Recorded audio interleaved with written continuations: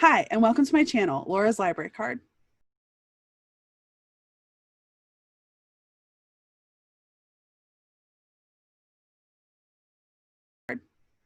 Today, I am here with Nicole from See Nicole Read. We have read a book together, and that book is A Cowboy to Remember by Rebekah Weatherspoon. I heard about this book when I was doing research for my August TBR. I was looking up books that had the amnesia trope, and this one was recommended to me. And I love me a good cowboy, hot cowboy on the cover. So I was like, okay, let's do the Western romance. All right. So, and since it was available on Kindle Unlimited, I roped Nicole in, roped her in. Oh, we're so. You're so punny. Oh, so funny. So, quick summary is that this book is a romance. It's contemporary. The main character is Evie. She is a chef. She's sort of approximately 30, early 30s. She's having a successful career, and at the start of the book, she is at a holiday party for the TV show that she is on. She's a chef on sort of like The View, but it's a culinary thing. And like The Chew. Yes. Yeah. Yes. And at this holiday party, there is a accident, and that results in her having amnesia. And so her friends kind of rally around her, but can't really take care of her. And so they call in her emergency contact, which are these strapping cowboys who run the ranch that she sort of grew up on for a good chunk of her childhood. And so Zach is one of the men who owns and runs the ranch, and he and his brothers come and get Evie and take her back to the ranch, and that's where she recovers, and romance ensues. So Nicole, do you have any sort of overarching thoughts? What was your hot take on this book? I am going to include spoilers in this discussion, so here are my thoughts. Right off the bat, I felt like there was some major things that were kind of problematic to me. That so Evie's hurt and she can't remember who she is, and so her friends that have been her friends, it was really long, 10 years. Am I right? Yeah. Send her to the other side of the country to live with some people that she's never mentioned to them. They've never met, but they're like, oh, you'll take care of her. Okay, go ahead. Bye. That's and true. I'm just kind of like, what good friends? What good, one of them is her agent or her, it's not her secretary, but sort of like her assistant. Mm-hmm. And they're like, yeah, you pay us. We don't need to take care of you. Go live with these people we've never heard of before. And I was like, oh, okay, anything for the sake of a story, I guess. So she goes from New York to California to live with these brothers, and their grandmother lives there too. Mm-hmm. Their parents are kind of also famous and traveling around. Mm-hmm. And so she goes to live with the grandma, and things starts rekindling with Zach, that they had a fight 10 years ago. Okay, spoiler alert, my other biggest problem is that he has absolutely no problem pursuing and eventually sleeping with this woman that has no memory of who he is. And they sort of had they weren't together, so they didn't really have a breakup, but they sort of had a nasty parting of ways, where she indicated that she was into him, and he sort of was mean to her and was like, no, that's not going to be a thing. And so that's the whole reason she went to New York. She pursued her culinary career, and now she's back, and he's decided she doesn't know who I am. She's hurt. I'm pretty much going to take advantage of her and have no problem sleeping with her several times. And even though she has no idea who I am, she has no memory of our falling out. And that to me was just super creep fest. Okay, so that was a lot of thoughts. My biggest problem with this book was that I found it boring. Yeah. I found it, sort of boring and predictable. Not that I don't mind it when my romances are predictable, but at the same time, I was just like, okay, this is annoying, because it really felt sort of like the author had intended it for this to be a women's fiction book, where she was like, this woman gets amnesia, and so it's does she really love cooking? Let's discover her love of cooking. She's reevaluating very soap opera.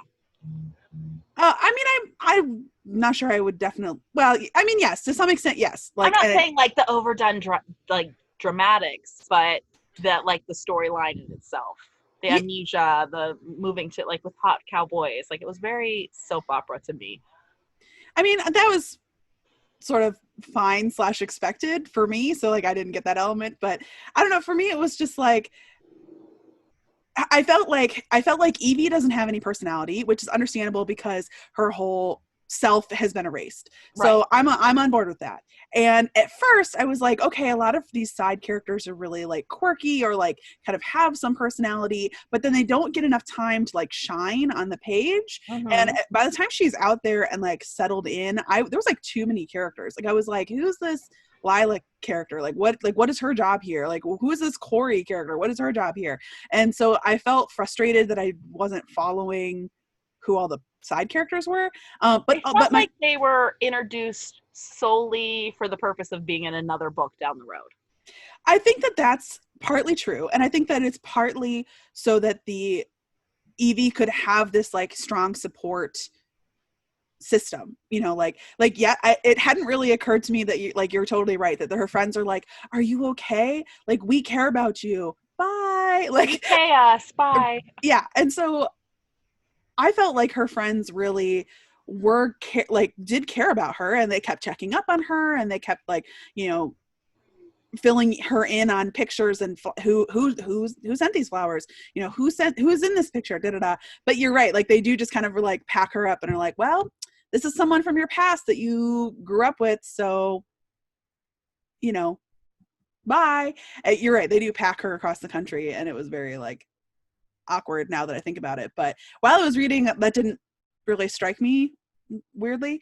But my biggest problem was that Zach felt to me like he had no character. I was way more interested in Jesse, the like, you know, huge tank of a guy who's like super sexy, but like a secret softie. But like Zach was just handsome. Like that was it. Like they had like very few one-on-one interactions. They were together a very, very small amount of the book. Yeah. Yeah. And most of the time that they were even time from them to build new chemistry if she didn't remember him. I mean, she like sort of immediately feels that like physical chemistry. Like she's as soon as he walks into the hospital room, she's like, sparks were already flying. And I'm like, okay, so there's this lust factor here. But like, yeah, the multiple people, both Jesse and Miss Leona, the grandmother, like warn Zach away from pursuing Evie. And so Zach like keeps like backing off and like trying to keep things more platonic. And then, do you think, can I interrupt? Yeah. Do you think she was warning him to stay away from, or they were warning him to stay away from her because she couldn't remember who he was and she was sort of like in this vulnerable state? Or do you think it was because they knew how things were left between them a decade ago? I think it was both. I think that, you know, his brother and his grandmother were like, okay, stuff went down in your past. You guys haven't spoken for 10 plus years or, you know, however long it's been. You know, now is a time that's really crucial for Evie to be getting healthy. She needs to be resting, not being courted. And so I felt like they were kind of like, you have this past that she doesn't know, like tread carefully. But also they were saying, and also she is like recovering and needs some time to heal. So, you know, don't try to like Lothario your way into her bedroom. So I don't know. I felt like Zach had no personality. Or like, you know, I wish that he had more personality, more character, because I didn't understand why she was into him. And you're right. It is kind of creepy for him to be like, well, maybe we should go slower. And she did, like, she kissed him first and like, she was like, I'm ready, let's do it. But like to basically sleep with somebody who has 3 weeks max worth of memory is like kind of shitty in my opinion. So that was a kind of a yikes factor. But I don't know, I just was like, I didn't care about Zach, so also I couldn't care about their relationship because I was like, I don't know anything about you, because they didn't even really have a relationship, and the sort of friendship that they had growing up wasn't really like we didn't have too much information about. Like it wasn't, we were like, oh, Yeah. but they used to get along so well. They used to have so much chemistry. Mm-hmm. That wasn't really the case either. Yeah. I mean, I will say that when she asks him a little bit about their history, he doesn't lie. He does say, well, we grew up together and we had a big falling out, like, and then we didn't talk for 10 years. It's not like he was like, everything was great. Like, we were together, and, you know, he doesn't like lie to her, and he doesn't like omit really anything, but he also then is like, well, that was then and this is now. And I was sort of felt like that was kind of crappy. So I will say, like, yeah, he didn't lie to her, but I don't know. I just didn't really care about Zach. And it was like, that was a frustrating point for me. And I wanted more interactions between Zach and Evie for me to buy into their feelings for each other. Was there, so we talked about like all the side characters that, Mm-hmm. particularly when she was in California, there were so many of them. Was there anybody that you really did like? I liked the grandma. She was a good support and, you know, handed out advice, but also took no nonsense. So I liked her character. I liked not the first nurse that came to take care of her that came over from New York, but the second nurse. She Vega. Was sort of like, what was it? Vega. Okay, thank you. I couldn't remember. I liked Vega. Yeah. I thought she was sort of like the mm-hmm. I don't know, like a sort of like a big sister character. Like, I'm here to look out for you, but I understand you have to like have fun and try your own thing too. Like, this is your life now. You have to figure out who you are and what you're going to do with it. Yeah. Yeah, no, I felt like Vega really had her best interests at heart, not just physically, but also Vega understood that like just sitting around on the couch and just resting a lot was not going to really develop Evie's like mental further health. So Vega was like, you know, watch your stitches and like, you know, until the doctor clears you for vigorous activities, like don't. But then also like, as soon as the doctor clears you, like, girl, we're buying some condoms. And I was like, okay, like, I thought that was good and supportive. So I appreciated Vega as a supporter and sort of stand-in friend. I had something I wanted to say, but it sort of veers away. It's sort of, well, so to discuss a different character, I was really kind of surprised that at the start, like I said, spoiler alert, but this happens in chapter 1, so it's not a huge spoiler. When Evie falls down the stairs, she doesn't fall down the stairs, she's pushed by like a jerk who is, you know, another chef who had been Evie's competition and who had it out for Evie to some extent. And so I thought it was really weird that like we the reader know right up front that Evie was pushed and who done it. I think that this book could have like potentially benefited by having a mysterious element, having the suspense element of like, what really happened in that stairwell? Did Melanie really push her? Was it Melanie? Was it somebody else? I felt like that could have like, I mean, that would have taken it into a different like subgenre, but at the same time, I was like, that there was no tension there. Something a little more, and that could have been the something more. Yeah. And so, and then like later when her agent, whose name is Nicole, like pursues Melanie's just like, she admits it. Like she's on the street of New York and she's like, yeah, I pushed that bee down the stairs. And Nicole's just like, what? And I was like, this person must be like a psychopath to just like admit like, yeah, I go around. I push people down the stairwells all the time. Yeah. Well, then she went on by the end of the book, she'd gone on to assault somebody else in another country too. Yeah. So she was crazy. Right. But like, she could have been like the villain and had like tension throughout. And they did kind of have a little source of tension in the middle because she had sent Evie some like mysterious / threatening like Instagram messages or something. And so I was like, okay.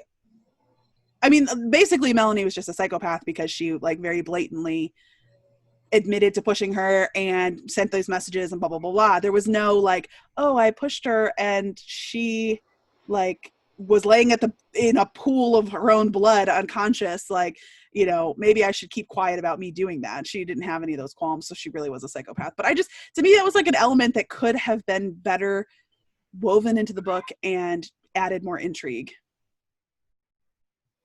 I wanted to say that I thought the best part of the book was when she does get her memory back, when Evie gets her memory back, and she's mad at Zach. Yeah. And I was like, well, thank God, that's how I've been feeling this whole book. And she feels the same way. Like, yeah. Oh, good. And because it was like exactly, she was mad. She left like very quickly. She left California, went back to her life in New York, and really didn't have too much to do with him until the brother, whose name I can't remember. Jesse, till the brother Jesse brings him to New York. Sam brought him to New York. Jesse was the older brother and Sam was the younger brother. Sam was the one that was sort of like in the Hollywood scene and had connections. Yeah. So until Sam brings him to New York City, they don't have too much contact. And I was like, good. I hope, like, I kind of like left the book. I mean, it's like a romance, but there's always like that one that's like, I was like, see, they're not going to end up together. And that's good because he was creepy. Like, he bothered me to no end. But then of course he came back to New York and they ended up together. And I felt like the ending was kind of rushed. I mean, I expected her to get her memory back or at least some of her memories back. But I liked the fact that she was like, look, like, we had drama before and there was a reason why we haven't talked for 10 years. And she kind of lays that out for Zach. I thought that was really good that she was like, look, like, now that I have you here, like, here is the problem. Evie was very straightforward in saying, like, we had problems. Here's what they were. I told you what I wanted and needed in my life, and you were not there for me. Like, I told you I needed you, and you were like, you need to, like, I know what's best, and you were not there for me when I needed you. And so I felt like that was I really enjoyed that she was, like, emotionally, like, straightforward with him, and that he was like, you're right. Like, thank you for pointing that out for me. This conversation should have happened 9 years and 11 months ago, but yes, like, he is finally able to, like, acknowledge that he messed up and that he wants to do better. And then when she says, sorry, like, I'm still mad, I need space, he said, okay. And he, like, respected the fact that she needed space. So I felt like all of that was really, like, emotionally mature. But then when he comes back into town, she's like, well, I really do feel better in his arms. And he just said sorry. So, like, I do want to pursue my life with him because, like, I love him still and I've always loved him. I did think it was, like, interesting how, like, maybe her heart and her body remembered him even when her brain couldn't. I was like, oh, that's like super romantic. And she was dreaming about him before she ever even saw him. And I was like, oh, like, this is going to be really romantic. And then he just didn't live up to that. Like, he didn't have the emotional maturity for, like, 99% of the book. Until that last little redeeming bit at the end to be romantic or not creepy. That was, I think, my biggest failing is I think that Zach's character was weak for me. I didn't see why he and Evie I didn't see why Evie would like him. I didn't see their relationship develop while she had no memory. And also it was, like, almost too easy for him. Like, he kind of was like, you're right, I messed up, but I love you, so can we be together? And she's like, you're right, you messed up, let's be together. And so I was just, like, to me, like, the failing in this book was Zach, and I wished for more between the two of them. So I read a couple, like, reviews and discussion points about this book where they likened it to, like, a modern Sleeping Beauty, like and I was like, and I read that after I finished the book. So I was like, oh, really? Just because she had amnesia? Like, I didn't get that. I was, like, totally shocked. I was like, because they were like, it's a modern fairy tale retelling. I was like, of what? Like, what? How are they going to spin this? And then they were like, Sleeping Beauty. And I was like, no, I don't think so. I agree. I skimmed just the top maybe 10 reviews on Goodreads, and I saw that as well, where someone was like, oh, so in this modern Sleeping Beauty, I was like, wait, what? That's like pushing it, yeah.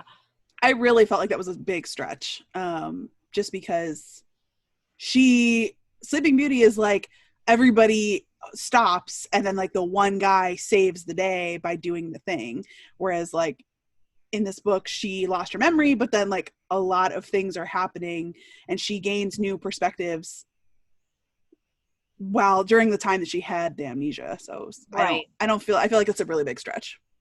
Okay, me too. I just wanted to make sure I wasn't missing it because I was like, oh my gosh, I'm going to say that to Lauren. She's going to be like, Well, obviously, duh. here's Didn't why, you? A, B, C, D. And I was just going to be like, yes, master. The only other thing that I wanted to say was that this would be sort of classified as like a second chance romance because they had like sort of been together or like almost been in love, and then there's been a time apart and now they come back together. And I think that that's sort of frequently what's happening when there's amnesia present, because it sort of like wipes the slate clean, and then like amnesia functions to do that, and then they have a second chance together, you know, after the amnesia. But so do you have any opinions about either the amnesia trope or second chance romances? I like second chance romances. I don't have any problems with that. And this was I'm pretty sure this was the first like romance book I read where the character has amnesia. Mm-hmm. So I don't really have, because I wasn't crazy about this book, I don't feel like it's fair to say like, oh, I don't like the amnesia trope, or I like it. I feel like I need to get like a little bit more like under my belt before I weigh in on amnesia. I feel like it could be fun. Like I liked, I mean, like this is like way old school, like Guiding Light, and quite often characters on there had amnesia. It was like every season they're like, who is it this year? Yeah. And I was always like, oh yeah. I mean, like, so I don't mind it, but I need to like read a different one before I weigh in on that. I haven't read too many books with amnesia. I also feel like I can't really speak to that particularly. As a like neuroscience major with some medical background, I frequently find that amnesia tropes are kind of poorly represented in books. Like in this case, she like hits her head, has 100% retrograde amnesia, is like cannot remember a single thing. Like, how do you fry an egg? How do you post a post on Instagram? She doesn't remember anything. But then like she like gets her memories 100%, I think, or like 99% back all in one fell swoop. And I do think that it was like well treated in the fact that they had this live-in nurse, and that like they were constantly like, remember to check your stitches, and you know, they didn't do the whole like, oh, you were really injured, oh, now you're better thing that I said before. Like, yeah. But at the same time, I felt like the treatment of like the actual memory loss was maybe not really great, but whatever, I'm fine with that. It's for fiction, who cares? I personally don't really enjoy second chance romances. I frequently feel like the emotions from the past are too strongly influencing our main characters. Like, and Evie kind of throws this into Zach's face when she's like, you said you've loved me your whole life. And he's like, I have.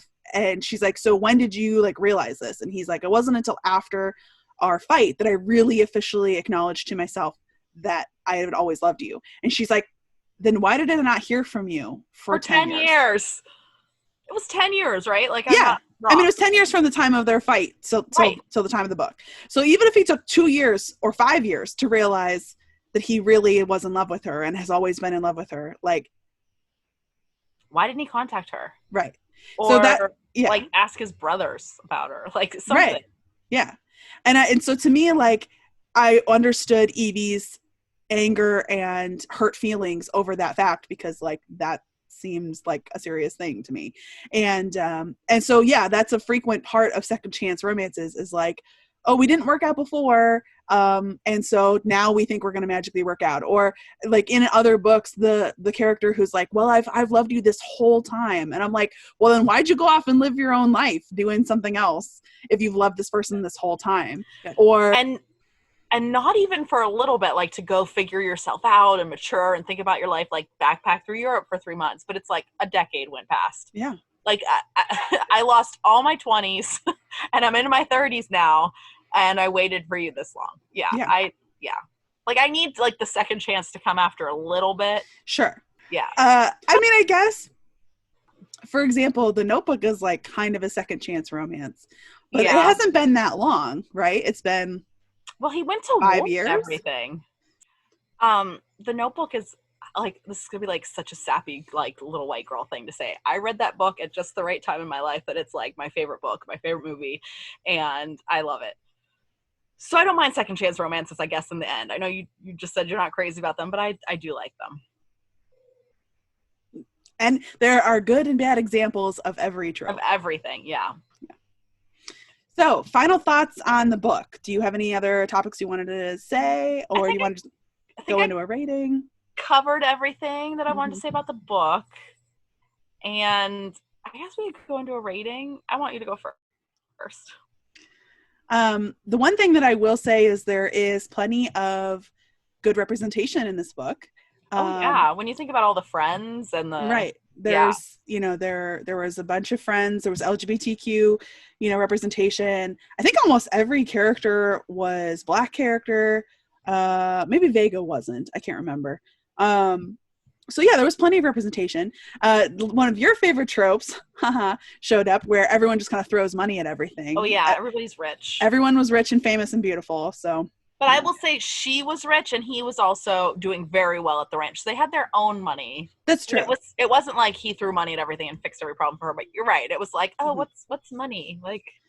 Well, yeah, but I mean, this story would have been very different if she had been like, I'm a school teacher, so can I afford a hospital stay over Christmas for 2 weeks at the hospital or whatever? And, what would my life and care look like if I had like a crappy, tiny apartment in New York?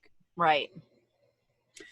So, okay, overall, I feel like we've talked about pretty much everything I wanted to talk about, big picture wise. For me, the problems were Zach didn't have enough personality. The steaminess level was like moderate, and I was fine with that. I don't have any complaints necessarily about the writing style, but I feel like making plot choices right up front to know who pushed Evie and to like send Evie across the country away from her like friend group and where she potentially could regain her memories, because that New York's where she's been living for years. Weird decision, as you pointed out. So for me, the problem was just this was kind of too boring, and it wrapped up too quickly, and it just really wasn't that satisfying. I don't think it was like technically a bad book. I think that there was some strengths, and maybe if I had read this at a different time, it might have like hit different. But for me, this is just kind of a really middle of the road 2.5 average. Yeah, I was gonna go with 2. I even like thought maybe less than that, but that seemed really harsh, because I will say I went on and read like other people's reviews after I completed the book. I try not to read reviews before. Same. And like there was a lot of people who were really enjoying this book and really saying how good it was and how much they couldn't wait to read the second one. And I was like, what did I miss? Like, I didn't care about the characters, like the main characters. Like, I mean, I wanted Evie to get her memory back, but Zach was like totally blah. I almost feel like maybe he had to have double the personality, because she was so blank from her amnesia that he didn't even have like enough of his own personality to double for her lack of personality. So yeah, I'm gonna go with a solid 2. Yeah. For me, I sort of save like a 1 star as like something that actually like made me upset or like made me angry. That's fair. Like something that I want to like almost like rant about. That to me is like a 1 star where I'm like, okay, here are the problems. And this book is like, well, there's a couple problems, but like, are they part of this genre and this trope? Maybe. So it sounds like our ratings are going to potentially bring down that 3.85 that is currently is at Goodreads. But would you check out another Rebekah Weatherspoon book? I would give it another try. I don't know. I don't think I'm going to go on and read the second one, which I'm assuming is about one of the brothers. I will maybe try a totally different series, but yeah, I mean, I'm always like, I like to be fair. I want to give her another shot, but I would maybe pick a different selection of hers. I agree. I feel like took the words right out of my mouth. I would try another Rebekah Weatherspoon, but I think I would go with something that was maybe a little higher rated, or that I think I saw a bunch of suggestions for Rafe, R-A-F-E, Rafe. Oh, I did hear people talking about that in the other reviews, that book in reviews for this book. Yeah. So I might give that one a shot. Okay, maybe I'll do that too. I'll add it to my list. Well, it sounds like that was pretty much everything we have to say, and those were our final ratings for A Cowboy to Remember. I really enjoyed having this discussion with you, Nicole. Don't forget to check out Nicole's channel over at See Nicole Read. I'll put links down in the description. If you have any comments to add about why we're totally wrong or how it very clearly is a Sleeping Beauty retelling, please leave those comments down below. Please tell me. Because we're not seeing it. Otherwise, thanks so much for watching, and don't forget to like this channel and to check out See Nicole Read. Thanks. Thank you, and I look forward to doing this again. Thank you. Yep, we have another book sort of lined up, and you'll find out about that soon. And it's going to be a little different. It's not a romance this time. Not a romance. No. Nope. Yeah. All right. Thanks. All right. Bye, everybody. Bye. Problems that happened. Like I told you I needed some.